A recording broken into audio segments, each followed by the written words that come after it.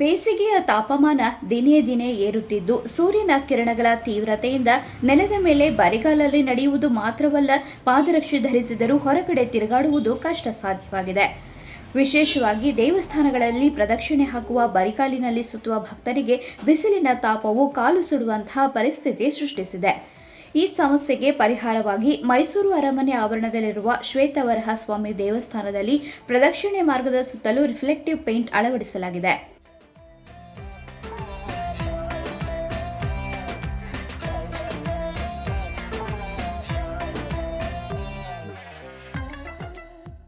ಮೈಸೂರಿನ ಜನತೆಗೆ ಆರಾಧ್ಯ ದೈವವಾಗಿರುವ ಶ್ವೇತವರಹ ಸ್ವಾಮಿ ದೇವಸ್ಥಾನದಲ್ಲಿ ಪ್ರತಿದಿನ ನೂರಾರು ಭಕ್ತರು ಭೇಟಿ ನೀಡುತ್ತಾರೆ. ಇಲ್ಲಿ ಹರಕೆ ಹೊತ್ತ ಭಕ್ತರು ದೇವಸ್ಥಾನದ ಒಳ ಆವರಣದಲ್ಲಿ ಸುಮಾರು 500 ಮೀಟರ್ ದೂರದವರೆಗೆ 12 ಸುತ್ತು ಪ್ರದಕ್ಷಿಣೆ ಹಾಕುತ್ತಾರೆ. ಆದರೆ ಈ ಪ್ರದೇಶದಲ್ಲಿ ಮರಗಳ ನೆರಳು ಇಲ್ಲದಿರುವುದರಿಂದ ಸೂರ್ಯನ ಕಿರಣಗಳು ನೇರವಾಗಿ ಕಲ್ಲಿನ ನೆಲದ ಮೇಲೆ ಬೀಳುತ್ತೆ. ಇದರಿಂದ ಕಲ್ಲು ಬಿಸಿಯಾಗಿ ಭಕ್ತರಿಗೆ ಬರಿಗಾಲಲ್ಲಿ ನಡೆಯಲು ತೀವ್ರ ತೊಂದರೆಯಾಗುತ್ತಿತ್ತು. ಬೇಸಿಗೆಯ ತೀವ್ರತೆ ಹೆಚ್ಚಾದಂತೆ ದೇವಸ್ಥಾನಕ್ಕೆ ಬರುವ ಭಕ್ತರ ಸಂಖ್ಯೆಯೂ ಕಡಿಮೆಯಾಗುತ್ತಿತ್ತು.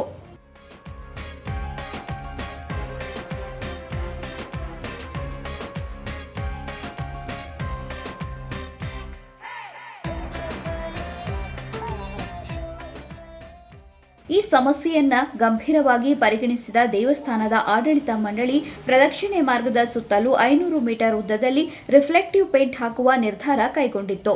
ಈ ವಿಶೇಷ ರೀತಿಯ ಪೇಂಟ್ ಸೂರ್ಯನ ಬಿಸಿಲನ್ನ ಪ್ರತಿಫಲಿಸುವ ಮೂಲಕ ನೆಲದ ತಾಪಮಾನವನ್ನ ಕಡಿಮೆ ಮಾಡುತ್ತದೆ. ಇದರಿಂದ ಭಕ್ತರು ಬರಿಗಾಲಲ್ಲಿ ಪ್ರದಕ್ಷಿಣೆ ಹಾಕುವಾಗ ಕಾಲು ಸುಡುವ ತೊಂದರೆಯಿಂದ ಮುಕ್ತರಾಗಿದ್ದಾರೆ.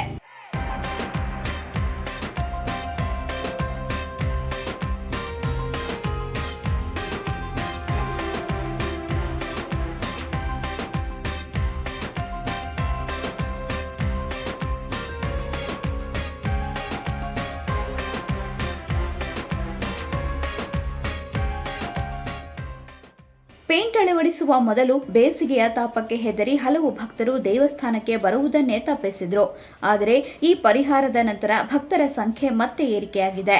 ಪೇಂಟ್ ಹಾಕಿದ ನಂತರ ಪ್ರದಕ್ಷಿಣೆ ಹಾಕುವುದು ಸುಲಭವಾಗಿದೆ. ಈಗ ಬಿಸಿಲಿನ ತೊಂದರೆ ಇಲ್ಲದೆ ಆರಾಮವಾಗಿ ದೇವರ ದರ್ಶನ ಮಾಡಬಹುದು ಎಂದು ದೇವಸ್ಥಾನಕ್ಕೆ ಭೇಟಿ ನೀಡಿದ ಭಕ್ತರೊಬ್ಬರು ತಮ್ಮ ಸಂತೋಷವನ್ನ ವ್ಯಕ್ತಪಡಿಸಿದರು. ದೇವಸ್ಥಾನದ ಈ ಕ್ರಮವು ಭಕ್ತರಿಗೆ ಹರಕೆ ತೀರಿಸಲು ಮಾತ್ರವಲ್ಲದೆ ಬೇಸಿಗೆಯ ತಾಪದಿಂದ ರಕ್ಷಣೆ ನೀಡುವಲ್ಲಿ ಸಹಾಯಕವಾಗಿದೆ.